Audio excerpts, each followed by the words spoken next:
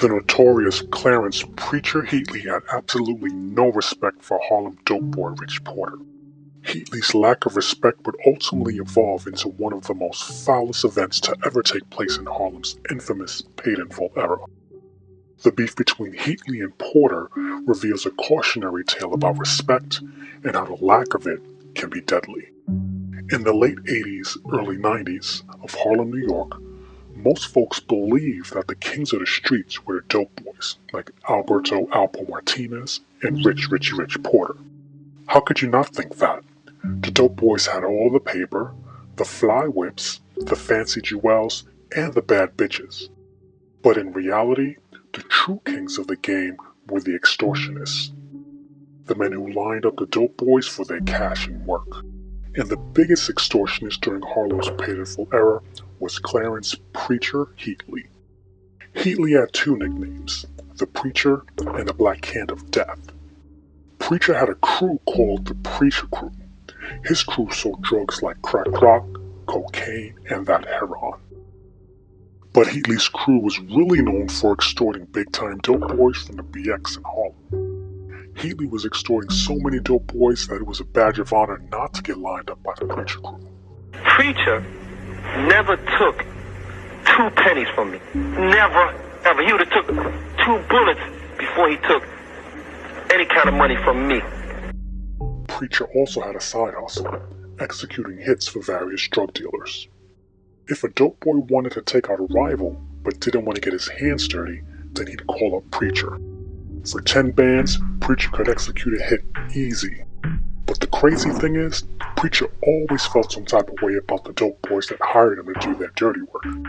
Which brings us to Rich Porter. Towards the end of Rich's drug dealing career, he had a problem with one of his workers, a cat named Junior Broom.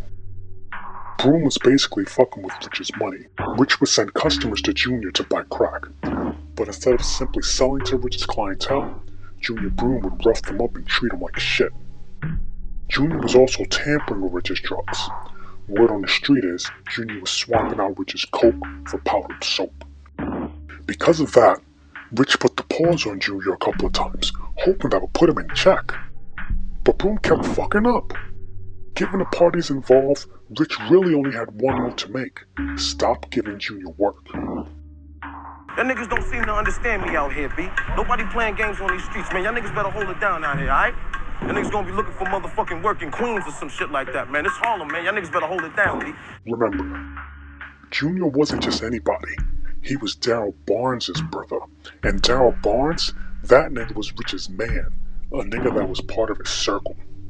But instead of simply dropping Broom the way Hov dropped the mill, Rich wound up hiring Preacher to take Broom out the game, gangland style.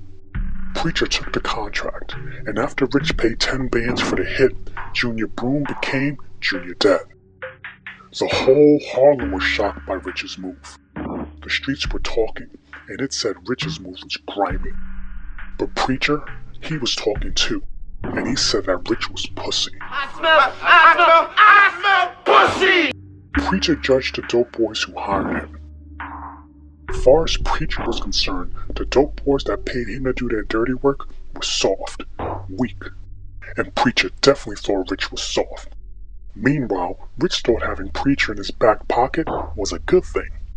He figured he could use Preacher to solve his other dope boy problems, like collecting outstanding debt. After hiring Preacher to collect drug money that was owed to him, Rich's cash position slowly started improving. But the more debt Preacher collected for Rich, the less Preacher respected him. This loss of respect will lead to Preacher disrespecting Rich, much like the way Bishop disrespected the Porter family and Juice when he showed up to Raheem's funeral and hugged Raheem's mom Dukes. In December of 1989, Rich's uncle, Johnny Apple Porter, presented an idea to Preacher.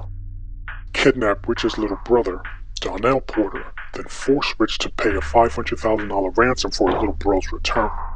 Preacher thought Rich was soft, so he agreed to the kidnapping. And that's how Rich, dealing with Preacher, led to Donnell's kidnapping and unfortunate death. You were not for life, you'll get popped on sight.